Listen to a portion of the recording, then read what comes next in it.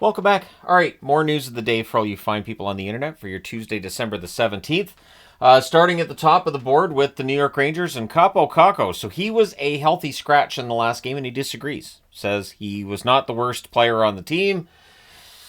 Leads you to wonder if you asked him, so who is the worst player on the team? Let's go ahead and start some finger pointing. You might get an interesting answer. But the New York Rangers, there's definitely some fractures going on. The best way to fix this is winning.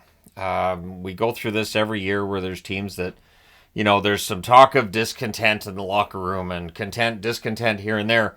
Winning fixes a lot of that. So if the Rangers can get back to that, starting with a win tonight in Nashville, some of this discussion should go away. But if they keep losing, these discussions are going to get worse. And the problem for the Rangers, too, has been that in the last couple of games especially, there just doesn't seem to be that intensity. There doesn't seem to be that effort that you need if the Rangers are going to pull themselves out of this mess. So maybe tonight Kakko has a big game.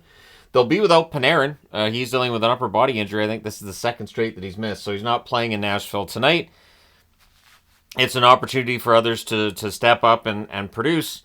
And so we'll see how that goes for the Rangers tonight. But definitely some issues there.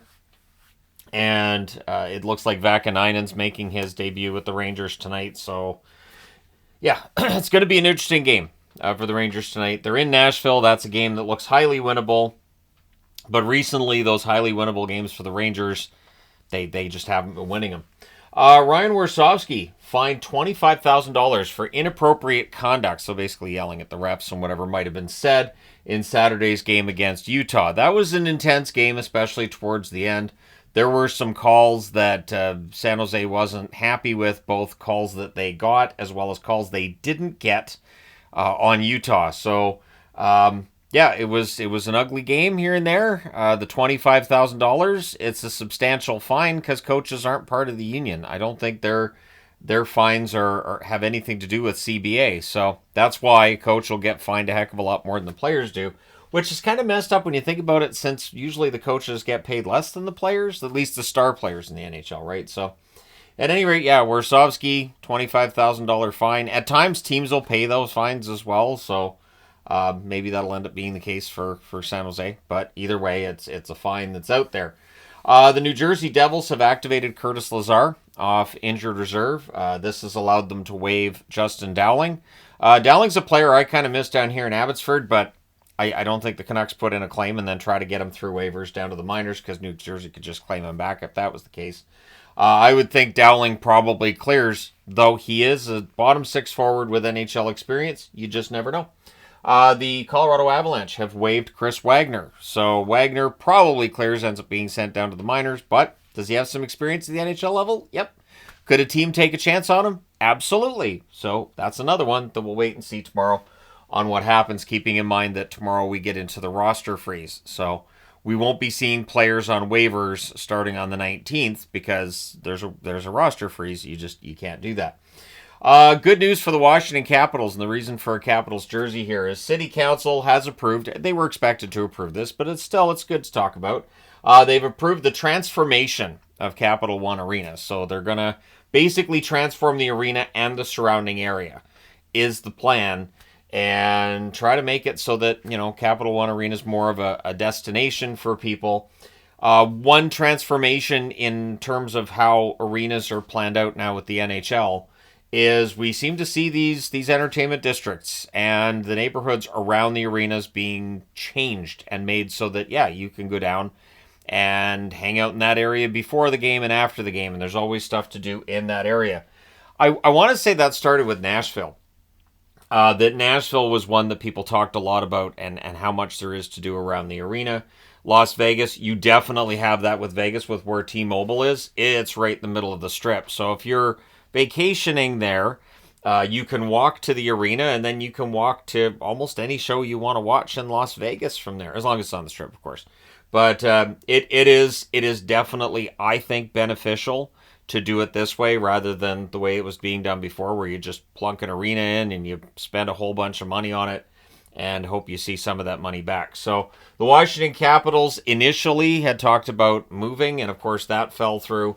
So, and I don't mean like moving a distance. It wasn't that far away, but that plan fell through, and now the backup plan, which I think is the better plan, has been approved by City Council. So I don't think there's any more hurdles now, and Washington's going to have a refurbished arena. Although the owner in making the announcement said, "Pardon our dust," meaning they're going to be doing renovations and stuff like that, and you're probably going to have to find your way around it. As we've found every time we go to SeaTac. So that's kind of the way that works now. Now, interesting waiver news. Devon Shore cleared waivers from Minnesota, but according to Michael Russo, he's staying with the team, at least for now. And there's always that chance, too, that a team waives a player just so they can, say, all right, he's cleared waivers, and then you might move the player down, say, a week later or just later on. You don't have to waive them again. Shore, decent bottom six option, and so he's staying with Minnesota for now. We'll see how long that's the case. Peter Mrazek's close to a return for Chicago. Sounds like he's probably going to be good to go for the next game. Will not play tonight against Washington, so they probably want to take their time with him. There's no reason to rush him, and so Mrazek being out for now gives Soderblom a chance to play, and Comesso as well. So, Mrazek, definitely a player who's missed when he's not in the lineup for Chicago, and hopefully that changes soon. Rasmus Dahlin is expected to take part in a full practice for Buffalo on Thursday, and he could return to the lineup for Buffalo on Friday. So that's good news for Buffalo. They definitely missed Dahlin while he's out. Dahlin is a player that I think at this point he's almost underrated, because I see so many people talking about Dahlin and he's not that great and he's not that good, and I'm thinking, have we reached that stage where he's underrated? I think he's an excellent defenseman. I would not say that Dahlin's underrated at all. I think because he plays in Buffalo, if anything, he's underrated. If he played in Las Vegas, Toronto, Montreal, one of those big locations, I think he'd be greatly beloved by fans.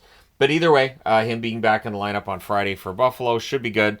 Buffalo, of course, in Montreal tonight, trying to stop a 10-game winless skid, which has garnered a lot of attention from fans, from media, as well as, I think, from the rest of the National Hockey League. Anthony Duclair for the New York Islanders has been medically cleared, but he won't play today versus the Carolina Hurricanes. So I guess they want to get him into a couple more practices, have him make sure he's 100% good to go, or maybe they just don't want to throw him in there against Carolina.